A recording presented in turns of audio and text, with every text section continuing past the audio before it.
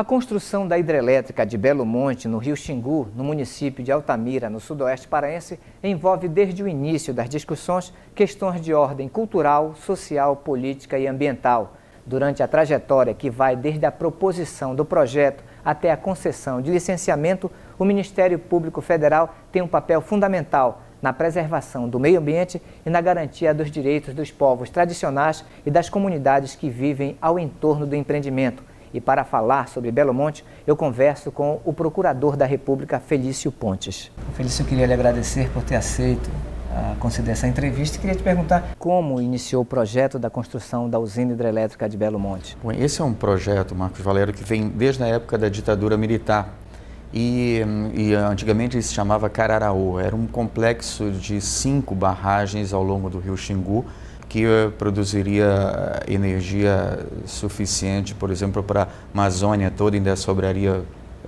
energia para uma boa parte do resto do Brasil. O problema é que o impacto disso seria enorme sobre o Vale do Xingu. E o Vale do Xingu, o Xingu é o rio brasileiro que tem o maior número de etnias em suas margens, né? Você tem, são dezenas, são quase 30 etnias diferentes que vivem no Xingu e eles sempre tiveram uma relação muito harmônica com a natureza. Essa hidrelétrica, no molde que ela foi construída, Cararaú, ela ia impactar de uma forma irreversível muitas dessas etnias, né? O lago, a parte de alagamento da hidrelétrica ia ser uma coisa tão terrível que o governo militar, naquele tempo era a década de 70, o governo militar foi obrigado a rever o projeto. Em 80 eles tentaram fazer de novo com uma diminuição desses impactos, mas mesmo assim eram coisas consideráveis, extremamente graves, e os próprios indígenas naquele tempo conseguiram, no primeiro encontro dos povos indígenas em Altamira, fazer uma pressão internacional tão grande, mostrando que o projeto havia mais malefícios do que benefícios, e o governo militar acabou sustando o projeto. Isso vem retornar depois com o governo do presidente Fernando Henrique, que tentou fazer Belo Monte, já trocando o nome de Cararaú para Belo Monte, diminuindo de 5 barragens para 1 barragem apenas, mas mesmo assim o impacto do projeto ainda é terrível sobre um rio que pode ser considerado um rio ainda em estado natural, como é o rio Xingu. Com o governo Fernando Henrique passa e não consegue fazer Belo Monte, e já ao tempo do governo do presidente Lula, ele consegue fazer os primeiros estudos de impacto ambiental e mesmo com uma série de irregularidades ao longo do processo de licenciamento, eles conseguiram a licença de instalação dada pelo IBAMA, depois de vários diretores se demitiram porque não concordavam com a medida que estava sendo imposta, mas a licença de instalação foi feita e ao longo desses últimos 12 anos de Belo Monte, o Ministério Público Federal já entrou com 13 ações judiciais. A primeira nós vencemos em todas as instâncias até o Supremo e essas 12, algumas estão esperando decisão tanto na Justiça Federal aqui no Pará como na Justiça Federal em Brasília. Doutor Felício, e quais são as problemáticas que envolvem realmente hoje, concretamente, a construção de Belo Monte? Marcos, eu acho que a gente continua no mesmo patamar do que era no governo militar. Não avançou. Não avançou isso porque o impacto de um barramento no rio Xingu ainda é uma coisa muito drástica. Para você ter uma ideia, todos nós que estamos, todos aqueles que estão acompanhando a gente nessa conversa, eles sabem que o que se pensa primeiro de um impacto de uma hidrelétrica é inundar, né? Que o rio vai passando, se faz uma barragem no rio, com aquela barragem a água não passa e inunda então toda a área adjacente ao rio. Isso vai acontecer de Belo Monte, mas vai acontecer mais do que isso, porque depois essa barragem que vai inundar uma parte considerável, inclusive da cidade de Altamira, que é o núcleo urbano mais populoso daquela região, essa barragem vai desviar o rio. Desviando o rio em outro curso, você tem um curso, uma extensão de 100 quilômetros do rio Xingu, eu vou repetir, 100 quilômetros do rio Xingu, onde não vai ter praticamente nada de água. E vão passar mais ou menos de 10 a 20% de toda a água que passa hoje, só ficará 10 a 20%. Nessa região, nós temos impactando diretamente 3 terras indígenas e mais de 20 mil famílias de ribeirinhos. Normalmente, quando se fala em Belo Monte, pensa que só vai impactar com os indígenas. Na verdade, existem comunidades tradicionais ali, né, que vivem na região, que vivem ao entorno do empreendimento. Existe, eu acho que é uma falta de conhecimento muito grande da Amazônia se dizer que não há pessoas nela.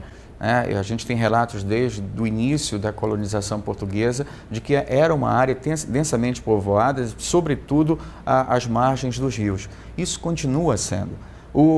Eu acho que o engano que se tem de fora, Marcos, é que as pessoas, como não vem a coisa devastada, são pessoas que vivem da castanha do Pará, do cupuaçu, do cacau, então eles precisam da floresta em pé e estão lá dentro da floresta, que é uma vida em completa harmonia com a natureza, acaba se pensando que ali não tem gente, porque exatamente não tem o corte raso. Porque o tipo de extrativismo que elas vivem, de castanha do Pará, por exemplo, você não encontra uma árvore de castanha aqui, outra logo do lado, né? Essa que a gente chama, os extrativistas chamam de a majestade, que é a maior árvore da Amazônia.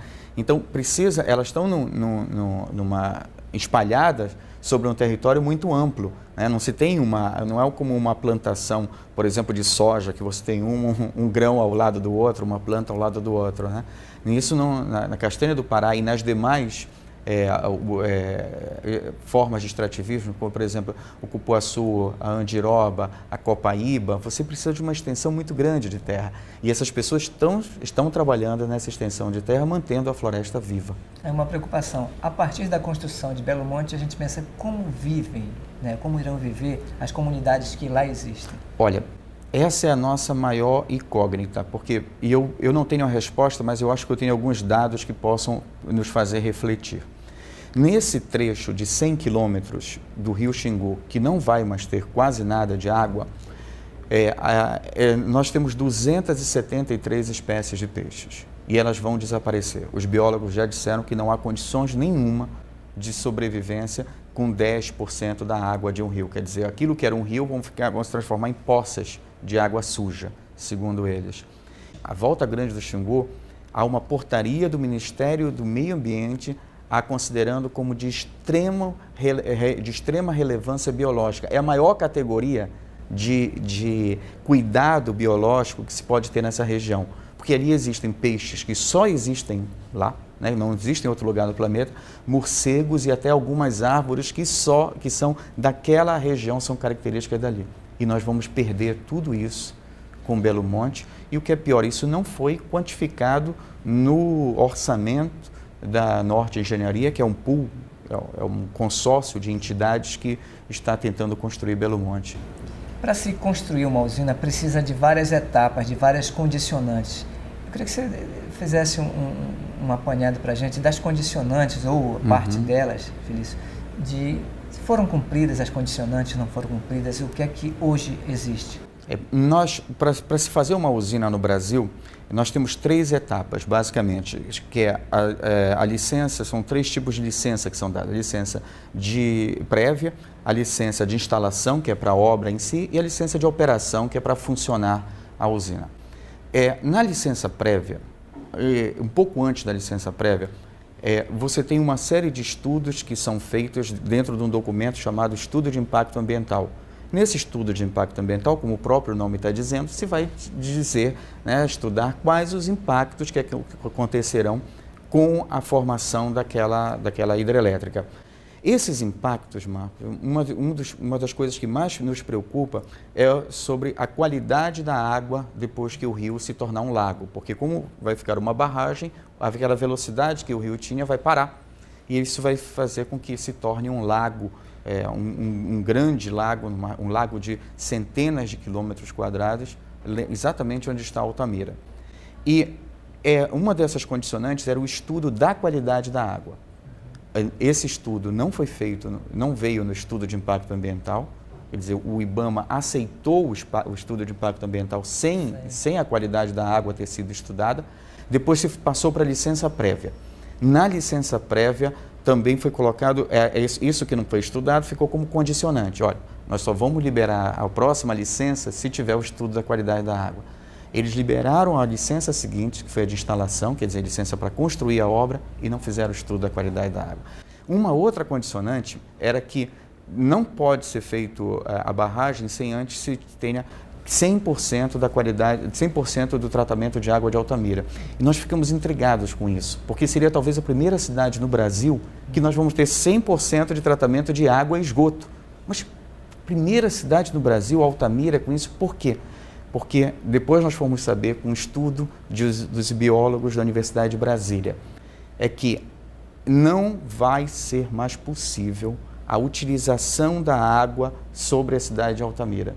Porque a água vai ficar de um grau tão podre, mas tão podre, Marcos, que não vai poder ser usado nem o lençol freático, nem os poços, nem a água dos ribeirinhos que tomam banho, que lavam prato, tudo não vai poder mais ser utilizada sob pena de graves doenças para essa população. Como é que fica a população, como é que ficam as comunidades tradicionais, os indígenas? Eles, praticamente, o Supremo também definiu agora há pouco que os indígenas não devem ser consultados quanto à construção da usina. Como é que o Ministério Público, você, enquanto Procurador da República, que está à frente da defesa dos direitos dos povos da Amazônia, que está pela defesa também da preservação do meio ambiente, como é que você vê essa decisão? Essa decisão do Tribunal Regional Federal de Brasília era uma decisão que nós já imaginávamos, pelo que vem trabalhando esse tribunal, que pudesse ser nesse sentido. Mas o que nós queremos é que isso chegue até o Supremo Tribunal Federal, porque o Supremo é o guardião da Constituição, ele é o especialista no direito constitucional e é ele que vai dar a última palavra sobre se Belo Monte está sendo construída de modo constitucional, legal ou não. Eu acho, Marcos, que apesar desses reveses, dessas decisões contra a população indígena, eu acho que no Supremo Tribunal Federal há uma grande chance disso ser ouvido. Mesmo porque o Brasil já está sofrendo uma sanção muito forte, uma medida cautelar no plano de vista internacional. A Organização dos Estados Americanos está com um processo contra o governo brasileiro por causa de Belo Monte, formalizado pelas entidades de defesa de direitos humanos e de defesa dos direitos indígenas. E que a gente ressalta o movimento Xingu Vivo. Exatamente. Que a gente viu há pouco tempo, eles estão enviando cartas também para os bancos, né, para não financiarem a construção da obra. Esse é um trabalho que tem sido feito de forma extremamente exemplar pela população organizada. O movimento Xingu Vivo, por exemplo, é um pool de 70 entidades que vão desde sindicatos, moradores de bairro e tudo, que formam esse Xingu Vivo para sempre. Essa entidade, eles criaram, se juntaram em torno disso e eles conseguiram uma coisa que eu jamais imaginava, foi uma medida da Comissão Interamericana de Direitos Humanos, de Washington, contra o governo brasileiro para paralisar Belo Monte, porque eles todos já viram que está sendo desrespeitado direitos básicos da população indígena. E se você pensar bem, Marcos, para um governante no século XVI, XVII, era uma proeza dizer, eu exterminei todos os indígenas do meu território. Isso era algo que lhe fazia ser maior perante a comunidade internacional. Hoje, um governante dizer que desrespeitou os direitos de uma minoria no seu país é algo extremamente grave, né? 5 séculos depois, hoje já no século XXI, a comunidade internacional não aceita esse tipo de coisa. E isso tem sido um problema internacional muito grave para o Brasil, principalmente porque o Brasil, ele há muito tempo vem pleiteando um assento no Conselho de Segurança da ONU. Quais os países que vão votar a favor do Brasil se o Brasil desrespeita uma minoria étnica? Várias minorias, como são aquelas do Xingu, que estão no Vale do Xingu, né? E os bancos que você falou, eu acho que é uma boa oportunidade de falar nisso. Quando eu estava no grupo de procuradores que fez a primeira dessas 13 ações de Belo Monte, né, ao longo desses 12 anos de trabalho. Na primeira ação, eu lembro que uma das defesas da Eletronorte, do governo, era no sentido de que, olha, essa obra é tão boa do ponto de vista, o custo-benefício é tão equilibrado aqui, é tão legal para o Brasil, que os bancos privados, que a iniciativa privada que vai tocar Belo Monte. A iniciativa pública quase não vai aparecer. Depois do estudo de impacto ambiental, isso foi em 2001, o estudo de impacto ambiental foi em 2009. Depois de 2009, todos os bancos privados saíram do negócio. Por que eles saíram, Marcos? Porque não só pelos impactos que não foram medidos sobre a população indígena e a população ribeirinha em geral, mas também por uma coisa que preciso ressaltar aqui, porque diz respeito ao bolso hoje de todos nós no Brasil. É que o Xingu tem uma vazão que vai de 1.000 metros cúbicos por segundo até 20.000 metros cúbicos por segundo. O que quer dizer? Que no período de novembro, outubro, o rio ele está com 1.000 metros cúbicos por segundo. Então a água está lá embaixo, quase não tem água. Daqui a 6 meses, depois de 6 meses, ele vai estar, mais ou menos em maio, ele vai estar com 20.000 metros cúbicos por segundo. Então tem muita água. Como Belo Monte não tem reservatório, se tivesse o tempo todo esses 20.000 metros cúbicos por segundo de água passando sobre o leito do Xingu, ou seja, se tivesse todo o tempo enchente, Belo Monte daria 11.000 megawatts de energia. Como não tem, como ele de 6 meses depois ele vai cair para 1.000 metros cúbicos por segundo de água, sabe qual é a consequência disso? Que pelo menos 4 meses no ano, 4 meses do ano, Marcos, a hidrelétrica vai ficar inoperante, parada.